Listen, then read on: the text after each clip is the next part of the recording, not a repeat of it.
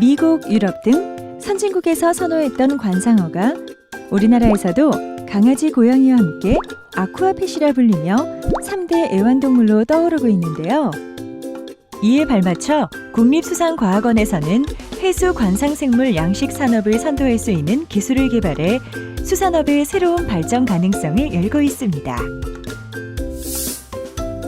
연간 45조 원 이상의 국제시장 규모를 형성하고 평균 7에서 8%의 성장을 보여 명실공히 미래 신성장 동력 산업으로 각광받고 있는 수산 관상생물.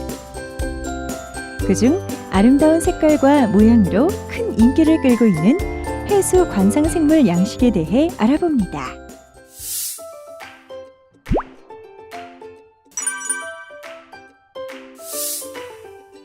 해수 관상생물은 크기와 색깔, 무늬에 따라 수천 종에 달합니다. 유엔 환경계획의 보고서에 따르면 전 세계 해수 관상생물 시장에서 거래되는 물고기 종류는 1,471종이며 산호리와 무척추 동물 등을 포함해 모두 2,393종의 바다 생물이 국제 관상생물 시장에서 상품으로서 유통되고 있다고 하는데요. 그 중에서도 흰동가리 돔류와 파랑 돔류를 포함한 담셀피쉬류가 전체의 83%를 차지하고 있으며 서점피쉬 등이 17%를 차지하고 있습니다. 식용어 시장, 예를 들어서 넙치 시장, 참돔 시장에 비교하면 상당히 큰 부가가치가 있을 거라 생각을 하고 있습니다. 예를 들어서 넙치가 커다란 거 한 마리에 1kg에 10,000원 정도 하죠. 참돔 15,000원, 20,000원 이런 거에 비하면은 해수관상 같은 경우에는 커봐야 50g, 100g, 보통이 2g, 3g, 5g입니다. 얘네들이 한 마리에 10,000원을 하다 보니까 최소한 10,000원, 20,000원, 비싼 건 한 3, 40만 원까지 하다 보니까 식용어에 비해서 그만큼 부가가치가 크다고 할 수 있고요. 만약에 해수관상생물 양식을 넙치 양식처럼 한다면은 상당히 고부가치 시장으로 인기를 끌 수 있을 거라고 보고 있습니다.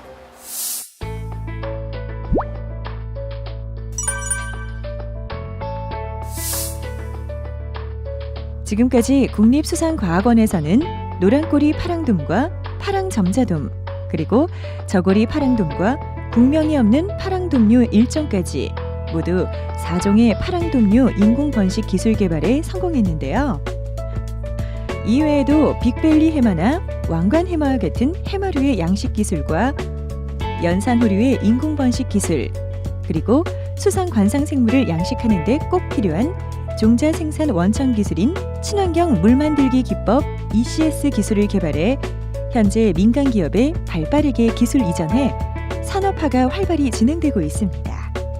이 중 전 세계적으로 가장 큰 시장을 차지하고 있는 흰동가리와 파랑점자돔 양식 기술에 대해 알아봅니다.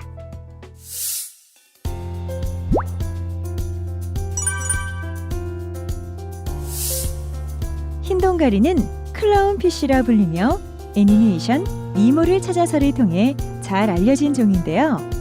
쉽게 구입할 수 있을 뿐만 아니라 식성이 좋고 건강하기 때문에 양식 초보자들에게 알맞은 어종입니다.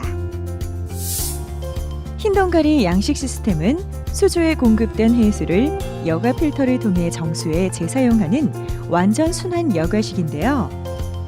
완전 순환 여과 시스템에서는 상황에 따라 10에서 20% 정도의 물을 부분적으로 교환해줘야 합니다.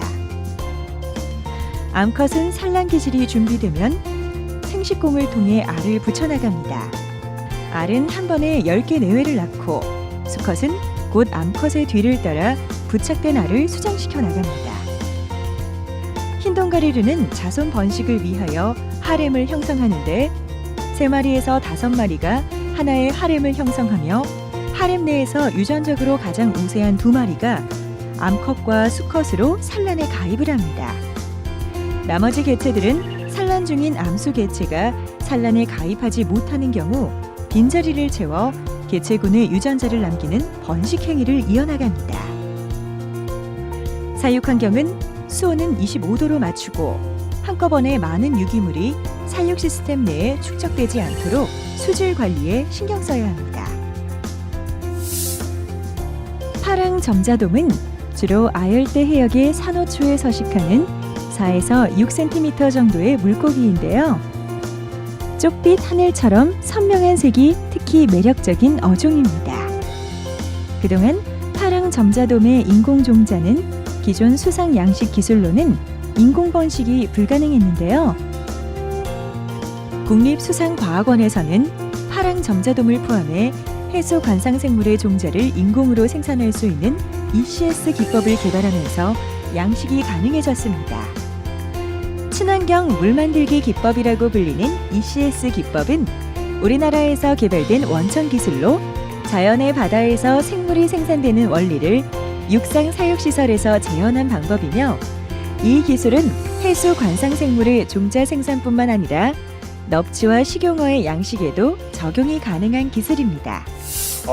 해수 관상생물은요, 많은 종이 아직도 자연에서 채집되고 있는데요. 그 이유가 사람이 금붕어나 비단인 것처럼 인위적으로 양식하는 인공번식이 안 되기 때문입니다. 금붕어는요, 일반적으로 물벼룩이나 그런 우리 주변에 있는 그런 먹이생물로 초기 사육이 가능합니다. 그런데 해수관상생물은 아직 그런 먹이생물 개발 체계가 안 잡혀 있는 게 문제고요. 그 과정에서 사실은 국립수상과학원에서 이제 이런 해수관상생물도 식용어처럼 양식이 가능하도록 연구를 추진했고요. 그 과정에서 ECS라고 하는 기법이 개발이 되었고요. ECS라는 기법이 개발되었기 때문에 지금 현재 해수관상생물 양식이 태동이 되었다고 할 수 있습니다.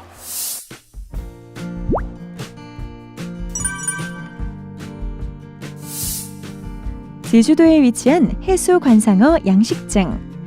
이곳은 지난 2011년 국립수상과학원으로부터 해수관상생물 양식 기술을 이전받아 본격적으로 관상어를 생산하고 있는데요.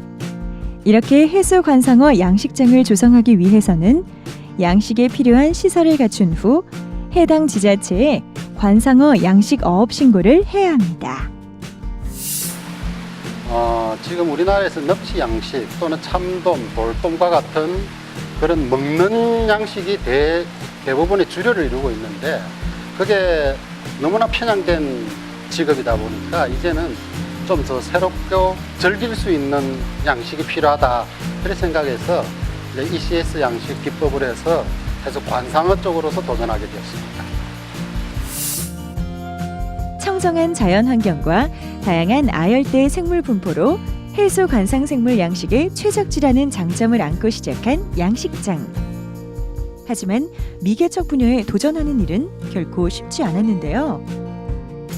고비 때마다 기술 지도를 아끼지 않는 국립수상과학원과 지자체의 도움으로 파랑 점자돔의 상용화에 성공하였습니다. 이 파랑돔이라든지 이런 관상어 종류들은 아직까지 우리나라에서는 미개척 분야입니다. 물론 전 세계적으로도 미개척 분야지만은 미개척 분야이다 보니 판매도 사실은 애로사항이 있습니다.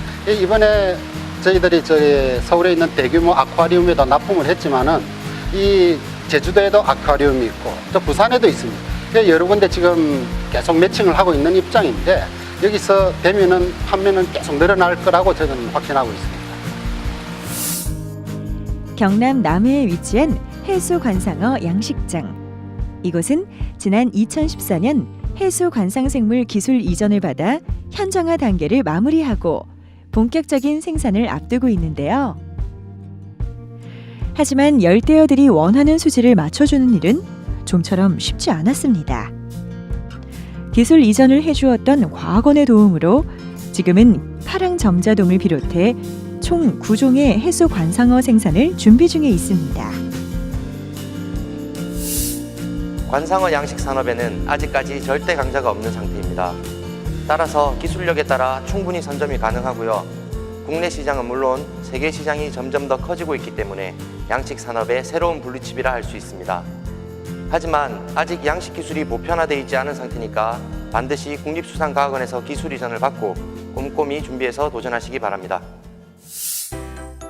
급성장하고 있는 해수 관상생물 산업은 생산을 넘어 관련 용품과 수족관 관리 같은 서비스 산업은 물론 체험, 관광 산업으로까지 연계가 가능해 국내 산업에 미치는 파급 효과가 클 것으로 전망되고 있는데요.